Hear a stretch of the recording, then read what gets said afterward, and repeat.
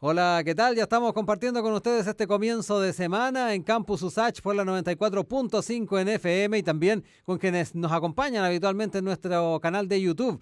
Vaya, ese saludo en esta jornada de día lunes, ya con cambio de horario, con horario de verano. Esperemos que no estén muy cansados, con mucho sueño, pero ya listos para hacer el programa del día de hoy junto a los habituales panelistas de día lunes, Norma Muñoz, René Jara. ¿Cómo están? Bienvenidos como siempre y espero que no les haya afectado mucho el cambio de horario a ustedes. ¿Qué tal? Hola Rodrigo, hola René, ¿cómo están? Mira un poquito, pero bueno, a mí me encanta este horario, los días más largos, así que, y es el periodo que a mí me encanta del año, primavera, verano, así que feliz, hay que animarse Veranista. nomás, y ya. Exacto, exacto. ¿Y tú, René? ¿Qué tal?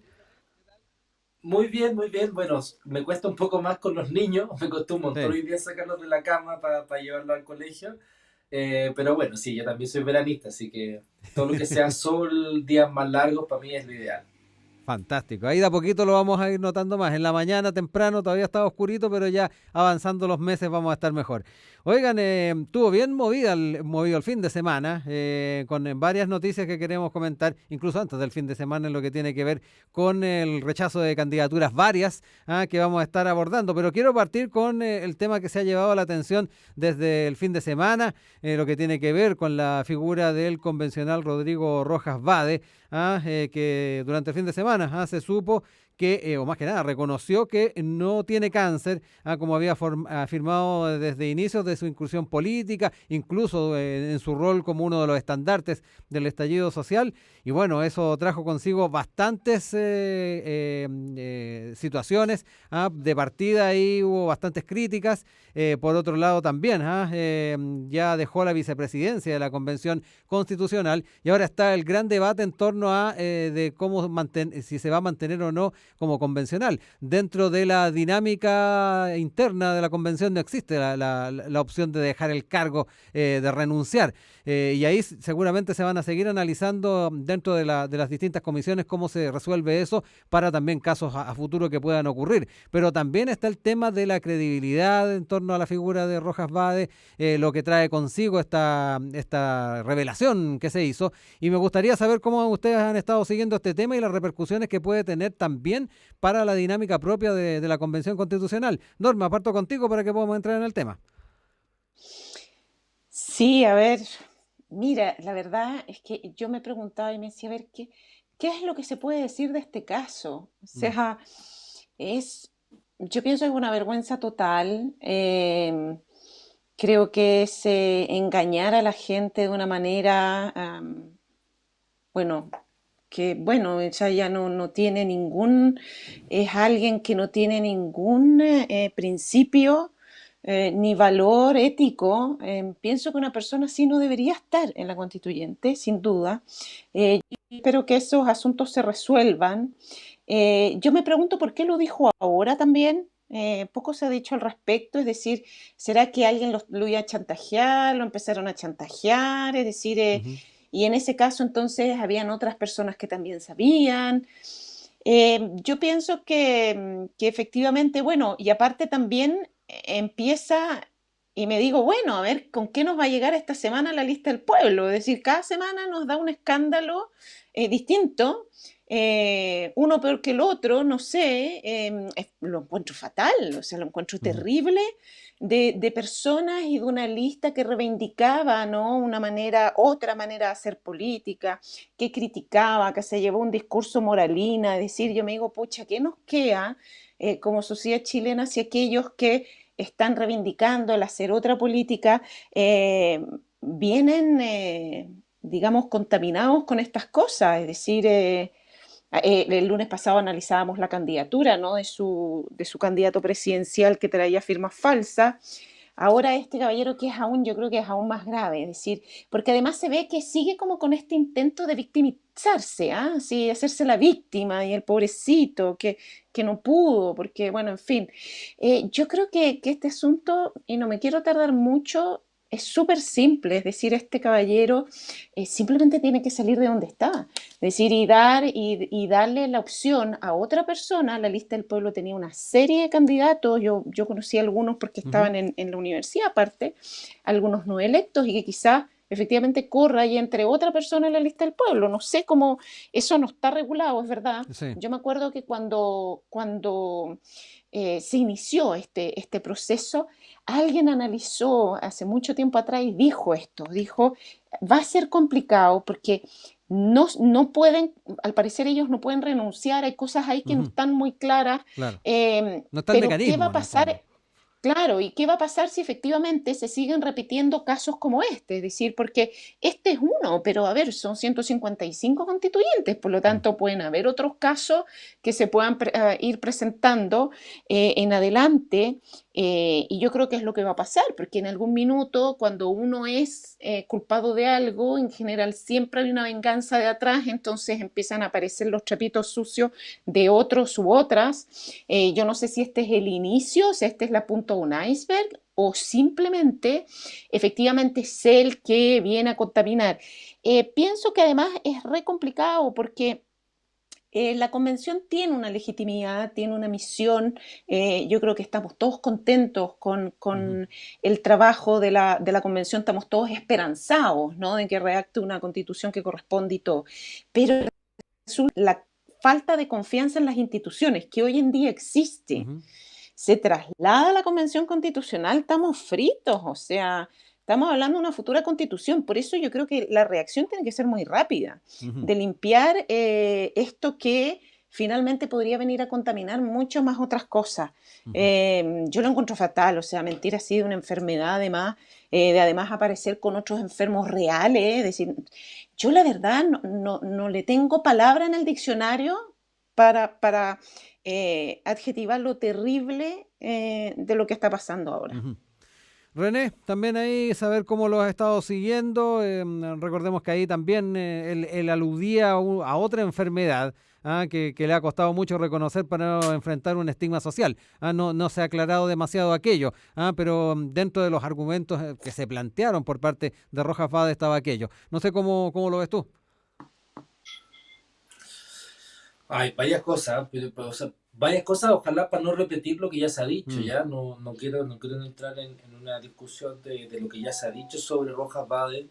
Creo que de todas formas amerita una reflexión, en el ujú, sentido de qué es lo que es posible, a ver, de la relación entre palabra y política, ya. Aquí me voy a poner un poco filósofo, pero yo creo que es ujú, necesario, o sea, ¿cuál ha sido eh, ese estatuto que permite una degradación tal de la palabra que se pueda decir cualquier cosa y que no hay una relación entre palabra y verdad? Esto es lo que Foucault llamaba la parresía, ¿no es cierto? El ujú. hablar con verdad. Bueno, eso está absolutamente deteriorado, y ya estaba deteriorado, digámoslo así, antes de estos hechos que hemos visto ocurrir recientemente, ¿no es cierto? En esta entrevista de la prensa, ¿no es cierto? Que Sí, sale la publicada tercera. el sábado y domingo, Ujú, claro. Pero ya estaba degradado en el caso chileno y en el caso de muchas democracias latinoamericanas. Se puede decir cualquier cosa, ¿no es cierto? Y esto va vinculado un poco con movimientos más grandes que tienen que ver con una forma de llevar los argumentos in extremis, llámese populismo, ¿no es cierto? Que es como buscar las soluciones fáciles para problemas que son en realidad complejos. Y también con la relación, ¿no es cierto?, que establecen los individuos con la ciudadanía y con el público. Cuando se puede decir cualquier cosa, bueno, esto es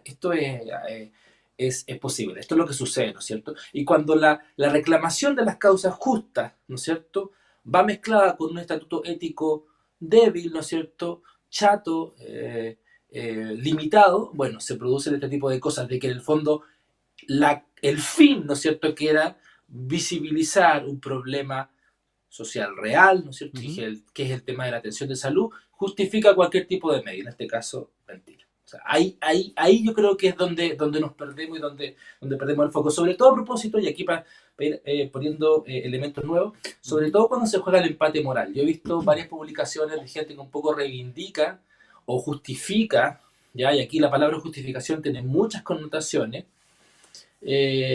personas que justifican en el fondo lo que hizo Rojas Biden. Yo creo que eso en absoluto es justificable. Yo creo que no se puede jugar el empate moral, que ha sido la crítica que ha tenido toda una cierta izquierda, respecto al tema de los derechos humanos y cómo se hacen empates morales, tanto del lado de la derecha como de la izquierda. Yo creo que en este tipo de casos, frente a este tipo de situaciones, no se puede jugar al empate moral. No es porque Moreira haya hecho algo que va a ser justo, ¿no es cierto?, que nosotros podamos entrar en un régimen de mentira, de mitomanía, ¿no es cierto? Y por lo mismo, me parece que esta es una cuestión grave que le sucede a la palabra, que es un atentado contra la palabra pública, contra la fe pública, Sí. pero sobre todo contra la palabra pública, la relación entre palabra y verdad, ¿ya? Y sobre todo para un trabajo, ¿no es cierto?, de constitución, que lo que quiere ser una constitución es muy simple, ¿no es cierto?, establecer palabras sobre las cuales vamos a establecer sentidos comunes. Ujú. Eso es una constitución, nada más. Y después eso se llama ley, después eso se implementa, en fin. Entonces, cuando la palabra de esos, o sea, cuando el uso de la palabra de esos que van a construir la carta fundamental sobre las cuales se describe un vocabulario, si ustedes quieren, una gramática de una sociedad, está en entredicho, bueno, queda mucho que decir. Yo no sé cuáles son las acciones que se tomarán en la convención, no sé si es bueno Ujú. que salga, que lo reemplacen, entiendo que no hay una norma de reemplazo, Ujú. como sí existe, por ejemplo, en el Congreso, pero yo creo que más allá de todo esto, lo que nos lleva un poco a la degradación, un poco, quiero transmitir esa sensación de un poco de desazón, de desesperanza que genera esto. Creo que no es bueno que él se victimice, pero tampoco es bueno que sigamos linchándolo. Creo que es simplemente una pena lo que sucede. Y frente a eso, lo que tienen que actuar de alguna manera las Ujú. instituciones, tanto dentro del punto de vista jurídico como simbólico, es para restituir ese vínculo primario importante que tiene que haber entre palabra y verdad. Ujú. Bueno, estamos acá en Campus USACH con Norma Muñoz, con René Jara, ahí analizando algunos de los temas del fin de semana. Estábamos ahí en rigor hablando del caso de Rodrigo Rojas Vade, ahí entregando algunos antecedentes y algunas reflexiones en torno a este tema que de seguro va a seguir marcando esta jornada. Los voy a invitar a escuchar música. Vamos a ir con lo que nos trae Muse. Uprising se llama esta canción.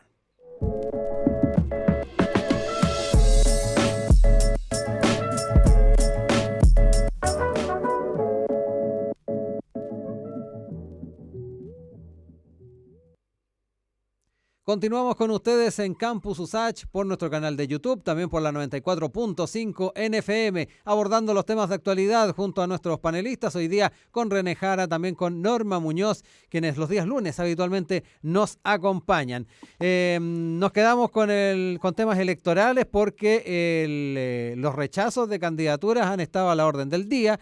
Ya algo habíamos visto con la presidencial, lo que había ocurrido con algunos casos puntuales, como fue el de Lorenzini en su momento, lo que también ha estado ocurriendo con otras postulaciones, como el caso de Daniel Ancalao, pero en la parlamentaria también ha habido lo propio. Han habido 229 candidatos al Congreso, candidatos y candidatas, cuyas postulaciones han sido rechazadas por el CERVEL. En total hay 5 aspirantes de Nuevo Pacto Social, 8 de Chile Podemos, 94 de Apruebo Dignidad, también 90 del Frente Social Cristiano, por citar algunos de los casos. Y aquí nos encontramos con bastantes dificultades a enfrentar para ahí poder entrar en definitiva a la papeleta. Hay candidatos sin declaraciones juradas o firmadas sin notario, 7 independientes afiliados a un partido, postulaciones sin autorización para abrir cuenta bancaria para aportes. Por ahí el presidente del Consejo Directivo del CERVEL decía que se negoció hasta muy última hora el tema de las candidaturas, y esto conspiró a la hora de ir afinando los detalles en torno a las inscripciones.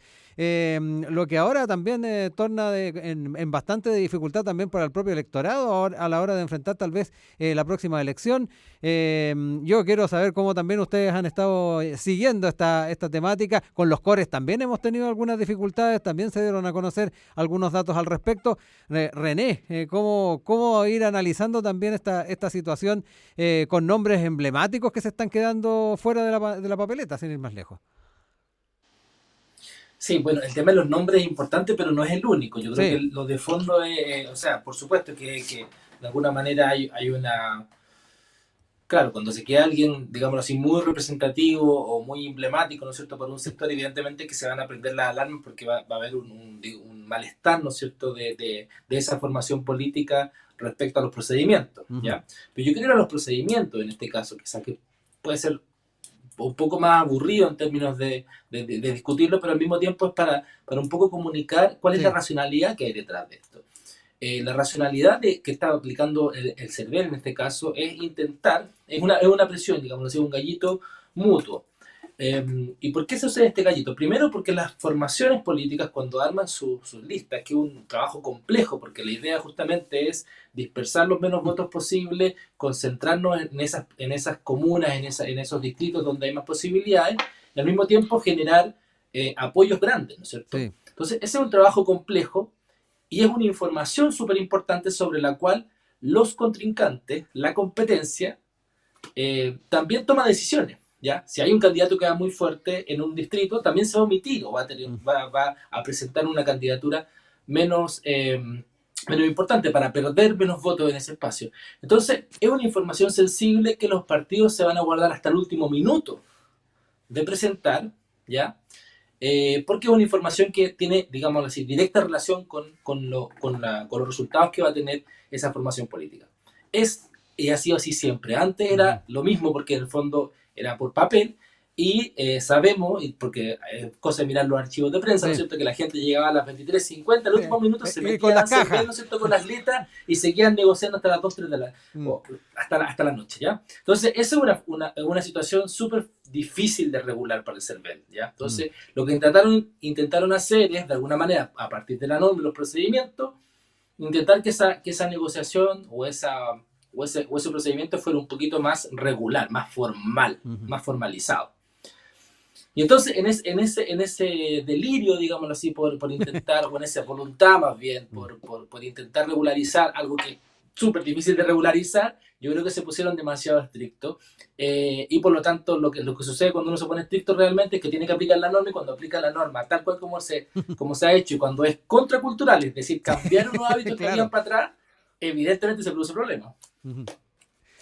Norma, también cuéntame cómo has estado también analizando esto. Ahí nos daba hartos argumentos interesantes, René, de el trasfondo de todos estos rechazos de candidaturas. Ni de qué manera el tratar de instalar una nueva forma de inscripción, ir siguiendo estrictamente los procedimientos, puede jugar malas pasadas cuando nos encontramos con una cultura de inscripción electoral que permite de repente extender plazos, ir incorporando algo al margen, en fin. Cuando nos encontramos con una situación bastante más estricta, ahí tenemos los problemas con los que se están enfrentando muchos conglomerados y muchos partidos. Claro que sí, y además, mira, yo estaba pensando en algo, hay estudios que dicen que los chilenos tenemos problemas para entender las instrucciones, ¿no? Y para entender lo que se lee. Y yo me dije, pucha, qué excelente ejemplo este, ¿no? Parece que hay algunos que no entendieron lo que había que hacer en esto, claro, y que como hay instrucciones nuevas, aparte se suma una plataforma también que funcionaba en línea, donde dicen que por ahí también hubo problemas, porque le generó problemas a estos partidos que estaban constituidos regionalmente, porque al parecer no aparecían, digamos, los cositos, ahí como se dice, los donde pinchar Sí. para dejar firma, bueno, en fin. Yo creo que, a ver, sin duda van a haber cosas que se van a rectificar, se ha dicho ya y los candidatos lo han dicho, que no, se va a arreglar, se va a conversar. Eh, Otros no, porque al parecer también otro grupo no habría entregado documentos que había que Claro. entregar. Y pienso, sin duda, como les dije, o sea, este es un simple tema de no entender las instrucciones, o sea, eso pasa todo el tiempo. Y no haber llegado, claro, yo creo que lo que dice René, evidentemente que juega, es decir, esta estrategia de cuándo es que yo voy a inscribir esas candidaturas, cuándo es que voy a revelar cuáles son mis listas, etcétera, etcétera. Pero uno puede, es verdad que uno puede planificar y decir, ok, vamos a esperar a la última hora, pero con todos los papelitos y todas las cosas que corresponden. Y yo creo que ahí también hubo una falta quizás de estrategia, de planificación respecto al nuevo sistema. Yo pienso en todo caso que varios de estos casos se van a solucionar, otros no. Por ahí vamos a ver qué va a pasar si es que efectivamente no se va a rectificar a través de una ley express o no. Sí, ahí no acordamos de otros años, cuando se generaban leyes express para cuando algunos partidos no alcanzaban a inscribir, nos recordamos de alguna Exact, experiencia. Exactamente, la única diferencia es que el contexto Mm, actual, yo no sé que también se vea esto, es decir, ujú. que también se vea de que los políticos se van a crear su propia ley para poder ingresar a aquellos que porque no cumplieron con las instrucciones quedaron fuera. Y yo creo que eso en el contexto de hoy es un poquito vergonzoso, no sé cómo lo van a justificar, pero bueno, si no le pueden preguntar al pelado Bade, porque él tiene hartas estrategias de cómo inventar una historia. René, a propósito de lo que decía recién Norma, en torno también tal vez no leer bien las instrucciones, o aquí de frentón el no querer, en definitiva, someterse a los nuevos tiempos, al accountability que ha planteado también el propio CERVEL. Aquí a mí me da la impresión de que hay que mantener los procesos para que tratemos de erradicar ciertas costumbres que se tenían en la política. Sin duda, y ahí está el tema, ¿no es cierto?, de por qué se piden todas estas cosas, Mm, para explicar un poco a la audiencia, ¿no es cierto? No, no es por nada, por ejemplo, el tema de las cuentas, acreditar las cuentas es súper importante, ¿por qué? Porque hay una ley de financiamiento. claro. Entonces, si uno pone su cuenta, la cuenta personal, no puede haber, digámoslo Sí. así, una fiscalización, por ejemplo, de los ingresos y de los aportes que haya a esa cuenta. El tema de las candidaturas es para que haya una unidad y una organización, ¿no es cierto? Entonces, los partidos tienen que validar. Entonces, por ejemplo, uno de los argumentos que se da es por qué el Partido Comunista no firmó Mm, la aceptación, ¿no es cierto?, de las candidaturas del Frente Amplio. Entonces, finalmente también eso demuestra de que existen, digamos, y firmó todas las del resto del pacto la firmó, excepto las del Frente Amplio. Entonces, también hay cuestiones políticas que hay que tratar. mm, No son simplemente procedimientos que no se firmaron. Quizás fue por un error, no lo sé, pero es ujú. raro que justamente para esas candidaturas no se hayan firmado.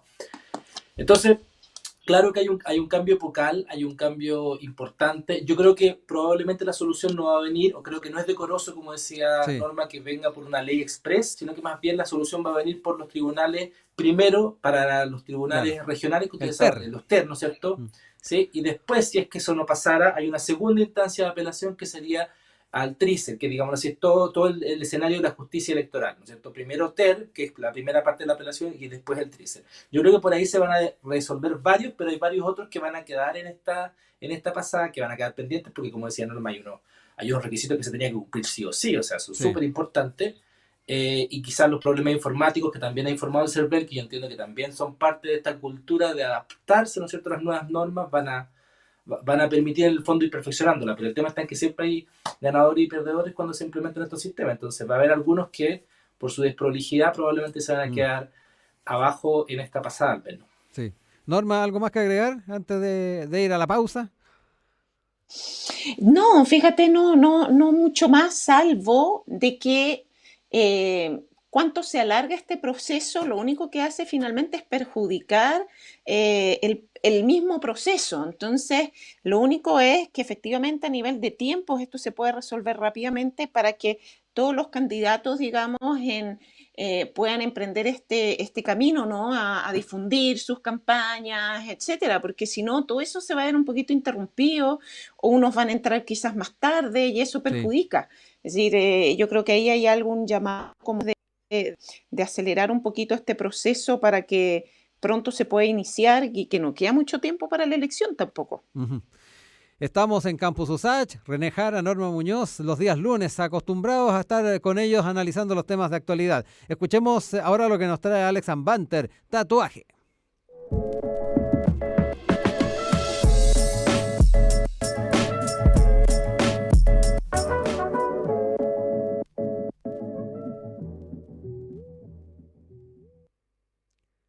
Última parte de este Campus USACH de día lunes por la 94.5 en FM y también nuestro canal de YouTube.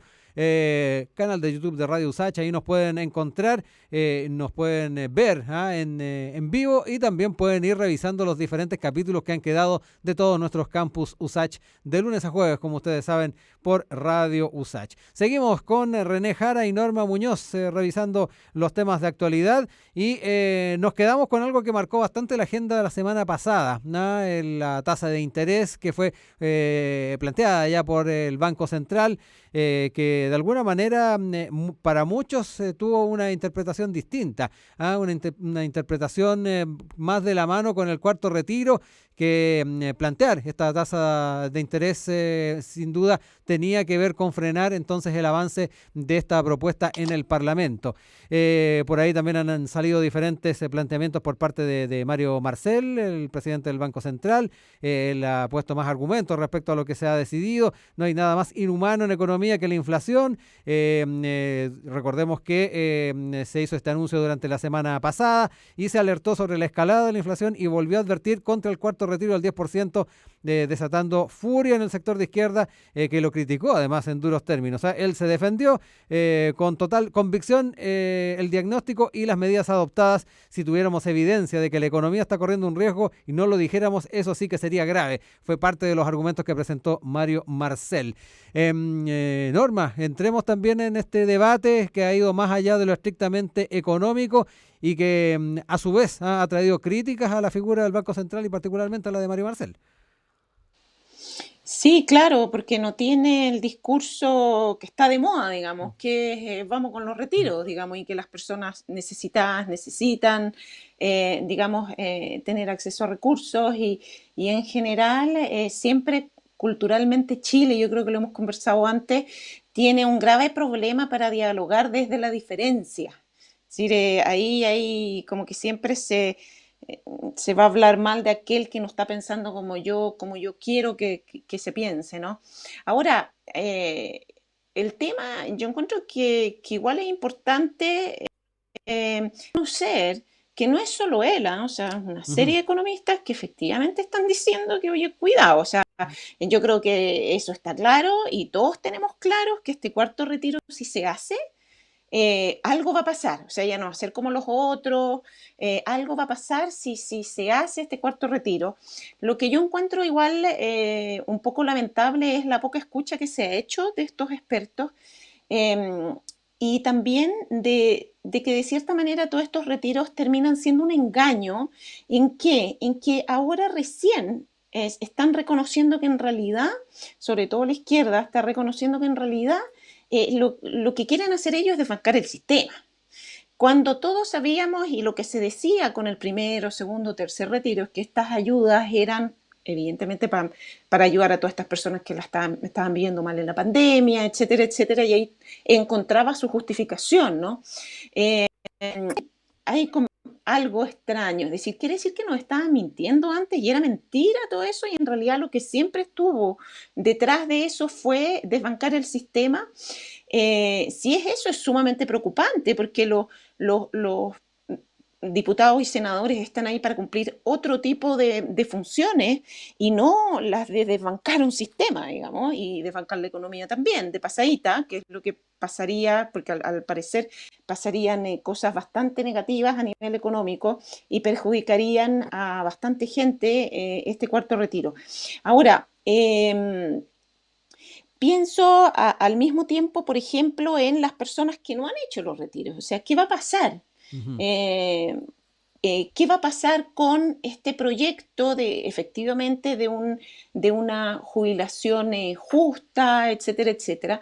Y todos sabemos que no se puede formular ni implementar una política por fondo. Entonces, si yo desbanco el sistema, mi gran pregunta es entonces, ¿cómo vamos a generar un nuevo sistema? Y yo creo que ahí pocos hablan. En algún minuto, ya cuando fue el tercer retiro, ya se decía que aquellos que estaban defendiendo este retiro deberían decir cómo es que se iba a resolver el problema justamente de que ya no contaríamos con esos fondos. Y luego, finalmente también, yo creo que hay que clarificar aquí algo, que aquellos que justifican esto como que esta es una ayuda para aquellas personas que lo están pasando mal, es decir, este cuarto retiro ya es bien poca gente que va a poder optar a ese cuarto retiro, ¿ah? Es decir, no son las personas que quizás más necesitadas en Chile. Ellos o ya no tienen nada que retirar o están constantemente en trabajos informales y por lo tanto no cotizan en AFP. Entonces, yo creo que ahí hay varias cosas que reflexionar, que mirar, que ver de frente, ¿sabes? Sin engaño, con transparencia, viendo qué es lo que dicen estos expertos, viendo cuáles son las justificaciones también de aquellos que lo defienden, pero ahí es donde tenemos el problema. Mm. Yo creo que entre desbancar el sistema, que a mí me parece que no es una justificación válida, uno no es un representante de una sociedad para venir a desbancar algo que tenga esa sociedad, porque eso de una u otra manera lo va a dañar la sociedad y eso es terrible, pienso yo, como representante de hacer algo así. Y además la otra justificación de quienes defienden esto es que ayudar a aquellas personas que lo necesitan. O sea, a mí me da la impresión que quienes tienen para este cuarto retiro es un porcentaje de la población que si bien quizás lo está pasando mal, tampoco es la población que más lo necesita. Es decir, Ujú. ahí podríamos estar pensando en otro tipo de política. Y yo creo que ahí es donde los congresistas quedaron cortos en justamente proponer políticas que pudieran ayudar más, que pudieran complementar el IFE, que pudieran contribuir justamente a entregar a esas personas que más lo necesitan esos fondos, que no es lo que se va a lograr con el cuarto retiro en todo caso, insisto. Por lo tanto, ahí hay un vacío bastante extraño y René, engañoso ah, además. sí. René, también entremos ahí en los argumentos que de alguna manera se entregan de parte del Banco Central. Ahí Norma también hacía alusión a quienes de forma tal vez más explícita y otros guardándoselo un poco han tal vez planteado el defondar el sistema. Sí. Bueno, yo solamente voy a hacer dos puntos, ¿no es cierto?, Ujú. sobre el tema porque ya ha sido también bastante discutido. Me sorprendió, digámoslo así, para mal, las críticas que recibió, ¿no es cierto?, Mario Marcel en tanto, ¿no es cierto?, representante, ¿no es cierto?, de esta defensa, ¿no es cierto?, del cuarto retiro. Creo que ahí eh, se ha sido injusto con una figura que fue muy importante, y que es muy importante, o sea, Ujú. solamente para hacer una pequeña revisión, ¿no es cierto?, del currículum de Mario Marcel. Mario Marcel no ha sido simplemente personero político en Chile, sino que ha tenido también representaciones muy importantes a nivel internacional. ¿No es cierto? Trabajó en París durante mucho tiempo, vinculado a organizaciones internacionales de primer nivel, y por lo tanto su voz en términos técnicos está absolutamente autorizada. No creo que Ujú. Mario Marcel se preste, y sobre todo mirando su trayectoria, ¿no es cierto?, en DIPRES, en fin, en otras administraciones, ha tenido siempre un perfil bastante técnico, Ujú. ¿ya? O sea, no es, o sea, si bien sale en este contexto político a defender, ¿no es cierto?, a partir del Banco Central una cierta postura que pareciera ser interpretablemente política, creo que generalmente sus intervenciones son particularmente técnicas, y en este caso no creo que haya estado Ujú. tampoco fuera de ese rango, ¿no es cierto? Eh, y lo segundo que me gustaría decir a partir de este primero, de la valorización, ¿no es cierto?, de este espacio, digámoslo así, informar sobre un proceso que es bien curioso que está pasando, que es el desbanco de alguna manera, que fue muy Ujú. presente, de un discurso sobre la técnica que estuvo fundamentalmente radicado en los economistas, que fueron básicamente la principal voz técnica sobre la cual se implementaron políticas públicas durante buena parte del 2000, de la década del 90 y del 2000. Ujú. ¿Ya? Este hecho, estas críticas tan airadas, irascibles, ¿no es cierto?, contra los economistas, me parece que marca un hito. O sea, yo no lo recuerdo de manera, y sobre todo viniendo desde el mundo político. Y no solamente esto, sino que también varias otras intervenciones que se han hecho respecto a opiniones de economistas, por ejemplo, sobre el sistema de AFP, sobre el crecimiento. Bueno, hubo una crítica también sobre cómo se calculaban algunas cifras, ¿no es cierto?, en Chile sobre el empleo, el desempleo, en fin.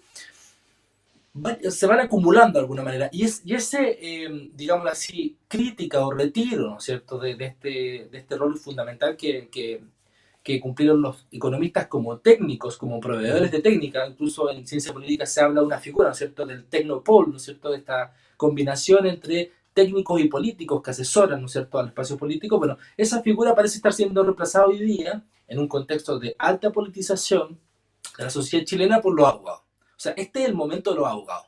Y en ese sentido volvimos al siglo XIX, ¿ah? Para hacer un poco un Sí, parangón. en Volvimos todo al caso. siglo XIX. El siglo XIX fue el signo, claro, fue el siglo donde, claro, la gente tenía que de alguna manera, o los abogados tenían la gran o la primera función, ¿no es cierto?, que era crear la república, crear las normas de la república.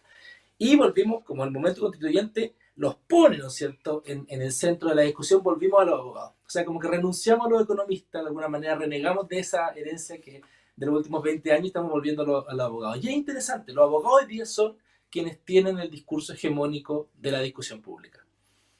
Y me resulta interesante, ¿por qué? Porque finalmente significa un nuevo comienzo, digámoslo así, donde de alguna manera lo que se propone es de alguna manera revisar las bases de lo que nos hace comunes, de la comunidad, y renegar de alguna manera de lo que ha sido un cierto discurso de la técnica que promueve la estabilidad, el respeto de ciertas normas, un Ujú. orden, ¿no es cierto?, fiscal, que hoy día está absolutamente en segunda o tercera prioridad. Y eso es interesante verlo, cómo el cambio en Chile tiene que ver un poco también con eso. Ujú. Nos quedan 5 minutitos para ir cerrando ideas, Norma, y aquí yo quiero también citar el tema estrictamente parlamentario. ¿Ah? Tú aludías a qué va a pasar con esta situación si es que se siguen aprobando los retiros. Y recordemos que todavía hay una reforma de las pensiones, una reforma previsional que se está viendo en el Parlamento. Yo no sé cuántos también estarán poniendo muchas fichas en lo que se vaya a pasar con la convención y el garantizar o no ciertos derechos en el ámbito previsional. Hay varias cosas que están caminando por carriles paralelos y que es interesante poder analizarlas brevemente en los 5 minutitos que nos quedan para repartir. Sí, mira, creo que es súper interesante eso y que volvamos a ese debate. Es decir, nos hemos concentrado harto en se ha destinado bastante tiempo y energía a debatir sobre si los retiros son apropiados o no, en votarlos, etcétera. Y poco se ha hablado de las propuestas existentes o aquellas que quizás que no han sido consideradas, pero que han sido propuestas por las de discusión que estuvieron encargadas de ello. Y yo creo que ese debate Mm. falta.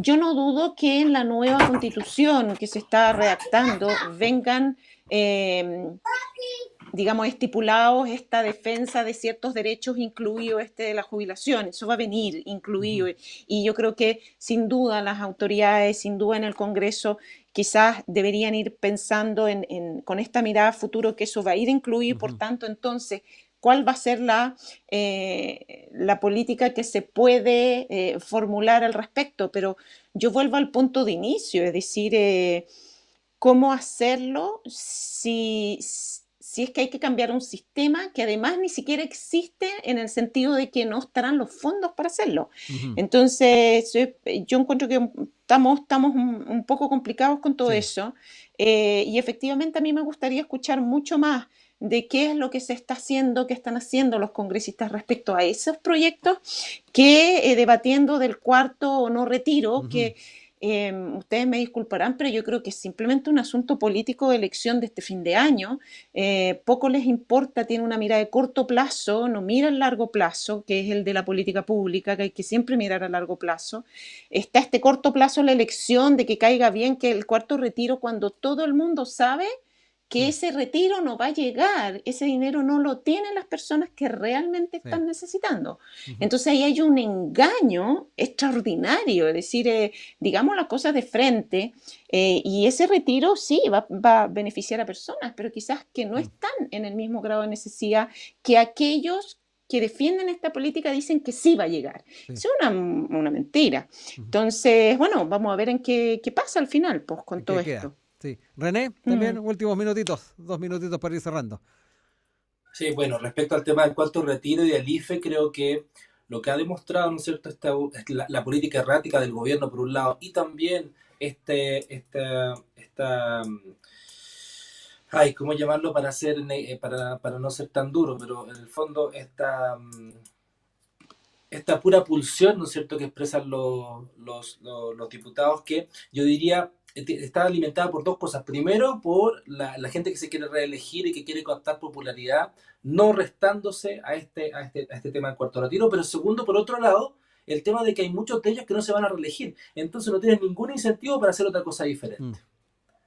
Entonces es como una tormenta perfecta, básicamente. O sea, gente que no tiene ningún incentivo para aportarse de alguna manera como su partido lo diría, más de acuerdo con su ideología, y por otro lado, gente que quiere conquistarse fácilmente su electorado.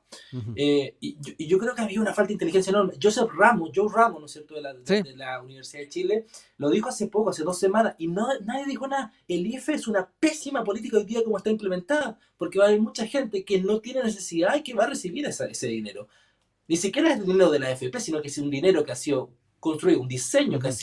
que ha sido hecho por el gobierno, que es básicamente un diseño con fines electorales. No hay otra manera de explicarlo. Entonces, yo creo que nos ha faltado muchísima inteligencia y es curioso que en un país que se daba, digamos así, el lujo, ¿no es cierto?, de contar con buenos diseños de políticas públicas, hoy día estemos implementando estas políticas a la rápida, sin pensar y sin llegar a la gente que realmente lo necesita. El IFE y el cuarto retiro no le va a llegar a la gente que lo necesita. Y he hablado con mucha gente, ¿no es cierto?, que me dice, a mí no me ha tocado nada, ya están sin desempleo en el sector cultura, y a ellos hay gente que no les ha tocado nada, eso es Ujú. verdad, pero no sé si el cuarto retiro y el IFE le va a llegar a esa gente, y eso es Mm. lo peor. Bueno, Norma, René, nada, temas que de seguro se van a ir esclareciendo durante estos días en la discusión parlamentaria. No quiero quedarme sin agradecerles como siempre que estén ahí al pie del cañón los días lunes con nosotros, con cambio de hora y todo. Y nos estamos reencontrando la próxima semana en un nuevo programa. Que estén muy bien, un abrazo grande. Chao, que estés muy bien. Buena semana. Buena semana, que estés bien, ojalá la próxima semana hablemos de cosas más positivas. Sí, de todas maneras, hagamos ahí, crucemos los dedos. Que estén muy bien.